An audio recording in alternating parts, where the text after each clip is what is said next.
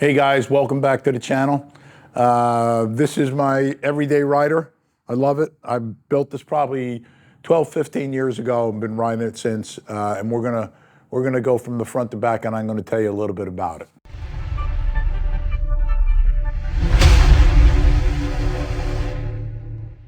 So this is my personal bike. I'm a chopper guy. I'm not an extreme fabricator when it comes to building these type of choppers, because you really don't have to.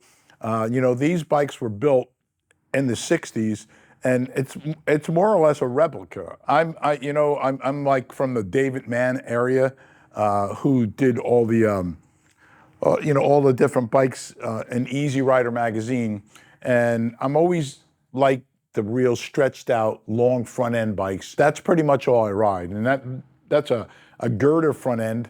I had springers on there. I kind of like the girder because it's a lot lighter, but it's a 24 over, which is it's pretty far out there, and the bike's not for everybody.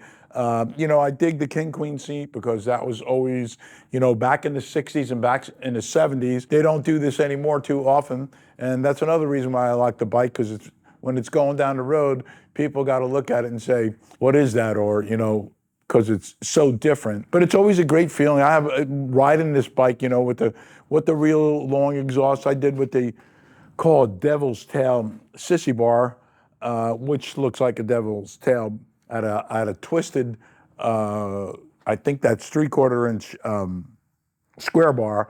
Run a panhead motor. Panhead motors were, the last panhead motor was in 60, I think 65. I'm probably wrong about this, but, and I think the beginning of the panhead was 48. So that's old school too, And the frames, I've stretched the frame in the down tubes. It's up 6 or 8 inches. I don't really remember.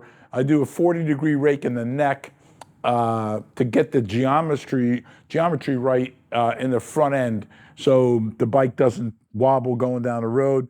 Although it's a little more difficult to ride these bikes at low speed. At high speed, they go down the road just as good as a Harley does. And again, the frame, the down tubes are stretched. The backbone, when you stretch the down tubes, you have to stretch the backbone. I like Sportster tanks. Back in the day, they ran Sportster tanks on pretty much all the choppers. On this particular Sportster tank, what I did was I cut it down the center here, and I raised it up about 3 inches, so it's got more depth to it, and it has a little bit different look. What I did over here is, you can get around to it, is I put a hose here, and that's actually tells me how much gas I have in there, because we don't have, it's bare, the bike's bare. It's no blinkers, no horns, no nothing on it. But this is a gas gauge, which works very well. It holds about 3 gallons of gas, which can get you pretty far. And I've rode in the Rocky Mountains with this bike. I've been pretty much every place that there is. And the beauty of this bike is that it's really comfortable. I mean, I think that all these years of building bikes, the thing that for me is the most important things is the handlebars, the foot controls, and the seat. And I'll show you what I mean by that, because when you sit in a bike like this, you want your back. If you look, my back is like sitting in there, so it'll never my back will never bother me. And then the foot controls, if you put the foot controls up back enough, and you have your knee bent just enough where it's not stretched out, it's a lot more comfortable for distance.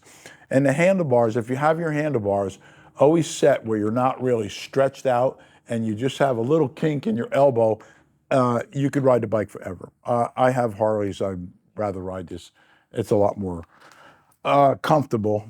I think that's about it. 21-inch tire. I always run a stock tire in the back. I'm not a big wide tire guy.